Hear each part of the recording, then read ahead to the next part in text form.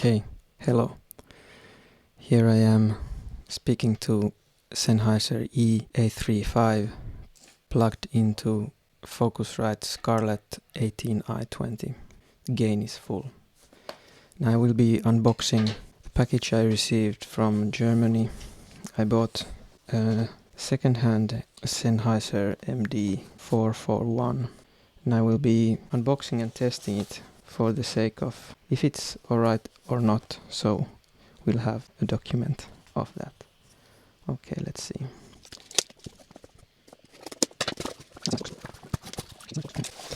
And some German newspaper here. Just throw them to the floor. And you can see that there is a microphone here, neatly packed into a plastic bag. So let's see.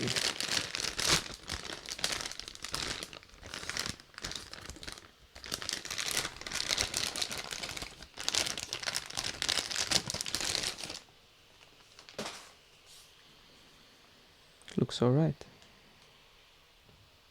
Can already see that the one of the filters is engaged. I will immediately, actually I will leave it on, so I will not touch anything before I test this, and just after that I will test it. So here is also another switch that is for music or speech. I would assume that in this setting it's for music. I'm not sure. Okay, we'll see about that. Okay, this is MD441-U, made in Germany, and it has this XLR connector, which is handy for me in modern applications. The older version has Tuchel or Tuchel connector, which is a bit different, which would need an adapter to be interfaced with newer gear. So okay, now I'm curious if this works, because I got this kind of, I would say, a good price, so I hope it's a good microphone. The seller said that it works as it should, so we'll see. I have a microphone lead here, XLR. I'll connect it.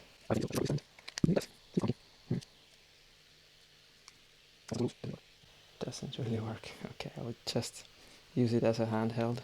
Later on I will receive a proper mic clip for the MD441.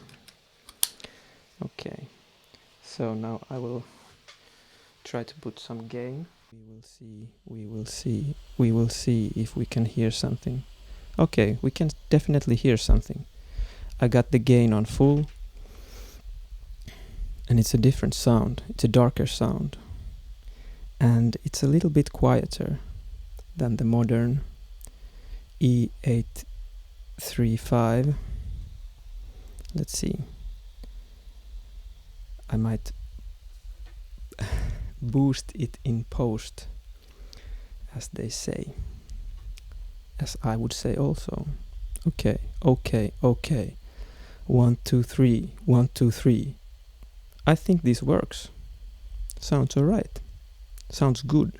There's some cool character on this mic, which is different from the e835, which is basic. It's a good condenser mic. I mean, dynamic mic. That's right, I put it on mute. But okay, so here we can compare. This is MD441, E835, E835, MD441. I don't know, this just makes me smile. It sounds good. It sounds really good. It's weird. I don't know, maybe it's psychoacoustic. It's also, I think it's supercardioid or hypercardioid, but it seems to pick up more of the room anyway. I don't know. Maybe it's a sensitivity issue. Sensitivity issue. Somehow could this one be more or less sensitive? I don't know. How does it work? Okay. That's cool.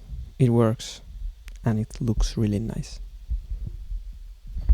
Okay, I will. Oh, actually, there's the filter engaged, which I would right away think that is good for the sound, because this anyway sounds a bit darker than the e835, and I think this high shelf filter, actually it's a boost, not a filter. High shelf boost is engaged, and I think it flatters this speech sound on my voice anyway. Well, let's test how it sounds without it. Okay, without a boost. And if you're hearing some whooshing sounds, they're coming from my laptop fan, the fan of the laptop. Actually, looking at this picture, I'm now thinking that maybe a good distance from the mic is actually just about where the mic is not in the picture. See? Now it's in the picture, and I almost certainly will get some P's. Pop. The pop filter or the windscreen on this one is not as effective as on the e835. I think PPP. Po. Well, it's a different character. It is a different character. PPP. Po. There's something similar. Okay. So, I think I like the high shelf on this mic, but this is how it sounds without the high shelf boost. So it's a bit boomy, bit too much of low frequencies in relation to the high frequencies, in my opinion, on my voice. Let's test how this sounds with the speech setting, which I think is quite dramatic low cut. Let's see. How am I supposed to turn this thing? Oh, there are many. There are some different options here. Settings, I should say. Okay, I think this is the flat setting. One further. Oh, it clears up. It clears up a bit. This sounds pretty good. I will go a bit further from the laptop fan noise. So, and here, wait a second. Okay, flat. No. How many? Like five different settings. Let's go first to the flat one. One step further. This sounds good. Actually, this maybe eliminates the need for the high shelf boost. Maybe not. This is pretty good sound. Wait a second. One further. Even better, maybe on speech. I should come a bit closer, I feel. So yeah, it eliminates the proximity effect, so I can come closer. So in noisy environments, the high cut is also probably, the low cut is probably necessary or favorable. One further. And yes, I can come even closer to the microphone and speak right on top of it. One further. This sounds too much. it becomes nasal. This is the furthest one. But the one before that still sounds pretty good to me. Pretty good, I would say. Now, let's do it like this. I will go to the furthest low cut setting, and now I'm speaking right. Actually, this would be speaking directly into the microphone, because it is an end address kind of microphone. But it's kind of natural to speak just a bit off axis. It sounds alright like that, I think. Okay, now as I should engage the high shelf boost. Alright, so this is too tinny sound. I don't like this. Might be usable in some context, but just the speech, I don't really like it.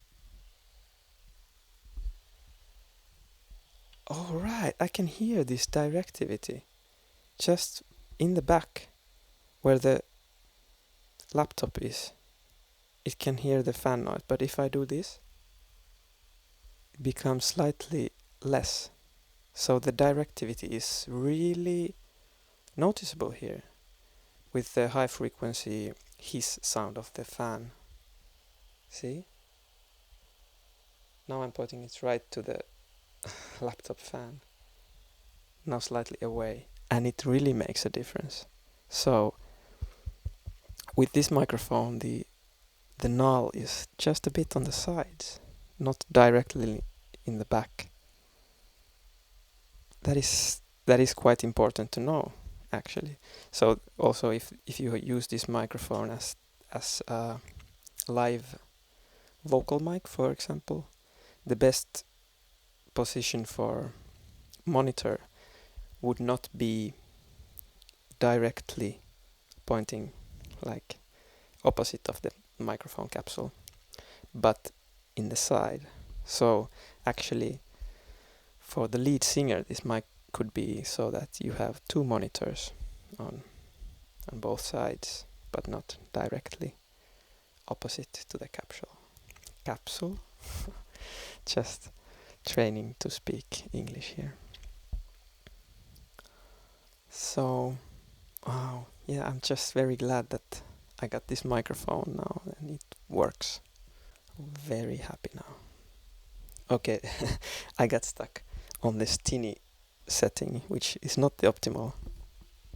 Let's change that. So, a bit more bass. Okay, I can understand this.